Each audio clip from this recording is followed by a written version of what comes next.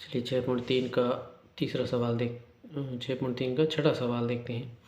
इस सवाल में हम देखते हैं कि सबसे पहले हमें क्या दे रखा है। तो एक त्रिभुज है, इस त्रिभुज का नाम है ABC और दो इस पर अंदर इसके रेखाएं हैं जो इसके बीच में मिल रही हैं। तो इनके बीच वाले बिंदुओं के नाम है D और E। तो हमें दिया क्या है ABE त्रिभुज ABE ये वाला त्रिभुज सर्वांग सम है। ये सर्वांग सम का चिन्ह है। सर्वांग सम है ACD के इस त्रिभुज के। इसका मतलब ये त्रिभुज इस त्रिभुज के सर्वांग सम है। तो इन त्रिभुजों को सर्वांग सम दिया हुआ और हमें क्या सिद्ध करना है, हमें सिद्ध करना है त्रिभुज ADE ये ऊपर वाला छोटे वाला त्रिभुज, ये समरूप सिद्ध करना है किसके, त्रिभुज ABC के पूरे बड़े वाले त्रिभुज के। ये छोटा त्रिभुज ऊपर वाला ADE उस पूरे बड़े त्रिभुज के समरूप है, ये हमें सिद्ध करना है। तो हम इसमें उपपत्ति में देखेंगे त्रिभुज ABE। इस त्रिभुज की बात कर लेते हैं पहले। इस त्रिभुज में और इस ACD इसमें क्या समानता है, ये पहले से हमें सर्वांग सम दे रखे हैं। तो हम पहले देखेंगे कि AB बराबर AC। तो इस बड़े वाले त्रिभुज में देखेंगे AB बराबर AC, क्योंकि ये त्रिभुज सर्वांग सम है।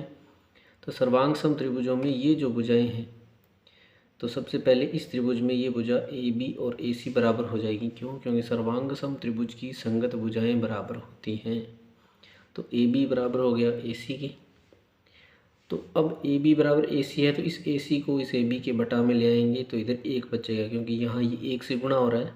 तो ये AC इसके बटा में आ गया, तो हमारे पास समीकरण आ गई AB बटा AC बराबर 1। और इसी प्रकार AE बराबर AE बराबर AD। तो ये ऊपर वाली भुजाएं जो है ये भी बराबर है, कारण फिर वही सर्वांग सम त्रिभुज की संगत भुजाएं बराबर होती हैं। और ये AD जो है इसके बटा में आ गया है AE। तो क्या मिला हमें मिला AD बटा AE बराबर 1, क्योंकि ये इधर 1 से गुणा हो रहा है। तो ये इधर आ गया, इसको समीकरण नंबर 2 बोल देते हैं। तो समीकरण 1 और 2 से देखेंगे कि इनकी एक साइड अगर बराबर है, दोनों तरफ 1 है, तो ये साइड भी बराबर हो जाएगी। तो ये हो गया AB बटा AC बराबर AD बटा AE। तो अब AB बटा AC और AD बटा AE जो है वो त्रिभुज कौन से में आएंगे, देखो त्रिभुज ADE और त्रिभुज ABC में। तो वही सेम छोटे वाला त्रिभुज ADE और ABC। तो त्रिभुज ADE और ABC में ये ऊपर वाली दोनों चीज़ें AD बटा AE बराबर AB बटा AC, ये इधर लिख दिया है। और जब इन त्रिभुजों को देखेंगे तो ये जो कोण है ये इस छोटे वाले त्रिभुज में और बड़े वाले त्रिभुज में दोनों में सेम आ रहा है, कॉमन। तो इसको लिख देंगे कोण A बराबर कोण A उभयनिष्ठ कोण। तो हमने दो भुजाओं की बात कर ली इन दोनों त्रिभुजों में और एक कोण की बात कर ली, तो इसलिए ADE जो है वो समरूप हो जाएगा ABC के। कोण नियम लग जाएगा SAS, यानी भुजा कोण भुजा नियम।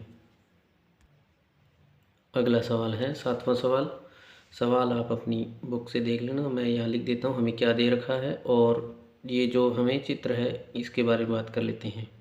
तो क्या दे रखा है, क्या सिद्ध करना है, ये देखेंगे। पहले चित्र को देख लेते हैं। चित्र में दिया हुआ त्रिभुज ABC है और इनमें इस AB पर एक भुजा लंब आ रही है, ये लंब आती है तो 90 डिग्री कोण बनता है। और इस BC पर एक भुजा इधर ये लंब आ रही है और ये लंब जाती है, तो यहाँ पर D जो है ये मध्य बिंदु मिलता है और ये 90 डिग्री का कोण बनाती है। और जहाँ पर ये दोनों लंब मिलते हैं इस बिंदु का नाम दिया P।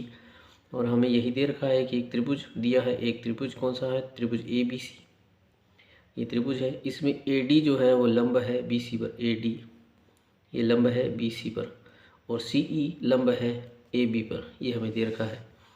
तो इसमें बहुत सारे त्रिभुज बन रहे हैं, तो हमें ये कुछ त्रिभुजों को समरूप सिद्ध करना है। तो ये बहुत आसान है, इसको देखेंगे कि पहले किसको सिद्ध करना है। पहले AEP त्रिभुज AEP त्रिभुजों के नाम ध्यान से पढ़ने हैं।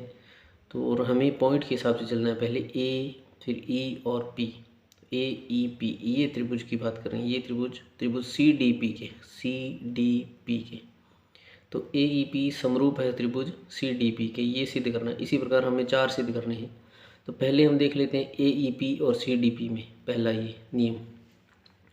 सवाल पहला, तो पहला देखो त्रिभुज कौन सा है, AEP और त्रिभुज CDP में। तो हम देखेंगे कि डी और ई जो है वो समान है। कोण ई बराबर कोण डी, कोण ई बराबर कोण डी। अब ये कोण यहाँ पर 90 डिग्री है तो इधर भी ये 90 डिग्री होगा, क्योंकि ये एक सीधी रेखा है और ये इस पर लंब है। तो ये 90 तो ये भी 90, और इसमें आप देखेंगे तो ये 90 बना रही है तो ये भी 90 बना रही है, क्योंकि ये इस पर लंब है। तो इससे स्पष्ट है कि अगर इधर ये निशान नहीं बना है तो भी ये 90 है, इधर ये नहीं बना है तो भी ये 90 है। तो कोण ई बराबर कोण डी। ये कोण क्यों कोण है? क्योंकि प्रत्येक समकोण है। और कोण ए पी ई जो कोण है वो बराबर है कोण सी पी डी के, कोण सी पी डी। तो ये जो कोण है ये बराबर शीर्षाभिमुख कोण होने के कारण बराबर है। तो दो कोण बराबर आ गए। और हमें पता है कि समरूप के नियम के हिसाब से अगर दो कोण बराबर हो तो दोनों त्रिभुज बराबर हो जाते, समरूप हो जाते हैं। तो दो कोण बराबर है, कौन कौन से? एक तो ये कोण और दूसरा ये वाला कोण। तो ये दोनों त्रिभुज आपस में समरूप हो गए। तो हमने लिख दिया त्रिभुज ए ई पी समरूप त्रिभुज सी डी पी। और इसका कारण भी लिखना है तो हम लिख देंगे ए रूल से, यानी कोण कोण नियम से। दूसरा देख लेते हैं कि त्रिभुज ए बी डी ये वाला त्रिभुज, और त्रिभुज C B E A B D और सी बी ई इस त्रिभुज में। तो इन दोनों में भी देखेंगे गौर से, तो ये जो डी और ई है ये भी इसमें भी आ रही हैं। तो इसमें आने के कारण प्रत्येक समकोण है, इसलिए ये दोनों बराबर। अब ये दोनों बराबर होंगे तो इन नामों को ध्यान से पढ़ेंगे तो बी जो है इनमें बीच में आ रहा है, इसका मतलब बी जो है इनमें दोनों में आ रहा है। तो बी कोण जो होगा वो कॉमन हो जाएगा। तो बी कोण बी बराबर कोण बी उभयनिष्ठ कोण। और दो कोण बराबर होने पर हम वो ही रूल जो है दोबारा लगा सकते हैं, कोण कोण नियम। इस नियम से त्रिभुज ए बी डी समरूप हो जाएगा त्रिभुज सी बी ई के। चलिए तीसरा जो है इसमें हमें सिद्ध जो करना है वो है त्रिभुज ए ई पी जो समरूप सिद्ध करना है त्रिभुज ए डी बी के। इनके नाम दोबारा पढ़ लो, त्रिभुज ए ई पी, त्रिभुज ए ई पी ये छोटे वाला त्रिभुज, ये समरूप सिद्ध करना है ए डी बी के। तो ए डी बी इस बड़े त्रिभुज के, A E P A D B इसके समरूप सिद्ध करना है। तो हम दोबारा देखेंगे तो इनमें ए और डी आ रहे हैं, ई और डी। और ई और डी जो है वो हमने पहले देखा था कि ये 90 डिग्री का कोण है, तो प्रत्येक समकोण हो गया तो ये बराबर हो गए। और कोण ए इस दोनों में आ रहा है, ए ई पी और ए डी बी में। तो ये कोण जो है उभयनिष्ठ कोण हो जाएगा, और दो कोण समान होने के कारण ये दोनों त्रिभुज समरूप हो जाएंगे। तो त्रिभुज ए ई पी समरूप है त्रिभुज ए डी बी के ए रूल से। और अगला है त्रिभुज पी डी सी ये ऊपर वाला त्रिभुज, वह त्रिभुज बी ई और सी, बी ई सी, पी डी सी और बी ई सी ये वाला त्रिभुज। इसमें डी और ई कॉमन आ रहा है, तो कोण डी बराबर कोण ई आ जाएगा। सॉरी ये समकोण आ रहे हैं तो कोण डी बराबर कोण ई आ जाएगा, कारण है प्रत्येक समकोण। और कोण सी जो है इन दोनों में कॉमन आ रहा है, तो ये वाला कोण इन दोनों में कॉमन है, इसलिए उभयनिष्ठ कोण हो जाएगा। तो दो कोण बराबर होने के कारण ये दोनों त्रिभुज आपस में समकोण हो जाएंगे।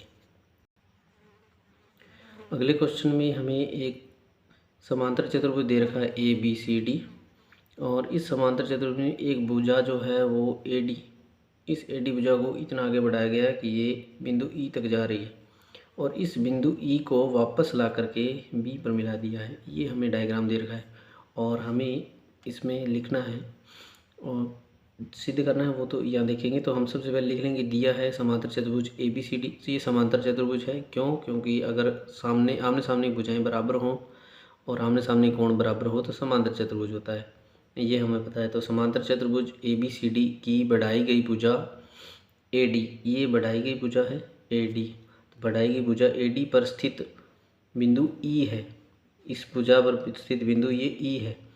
और बी ई, ये बी ई सी डी को बिंदु एफ पर काटती है, बी ई सी डी को बिंदु एफ पर प्रतिच्छेद करती है, ये हमें दे रखा है। और हमें सिद्ध करना है त्रिभुज ए बी ई समरूप त्रिभुज सी एफ बी। कौन सा त्रिभुज है? त्रिभुज A B E, A B E, ये बड़े वाला त्रिभुज, ये समरूप सिद्ध करना है त्रिभुज C F B, C F B, C F B, ये बड़े वाला त्रिभुज इस सी एफ बी, इस साइड वाले छोटे त्रिभुज के समरूप सिद्ध करना है।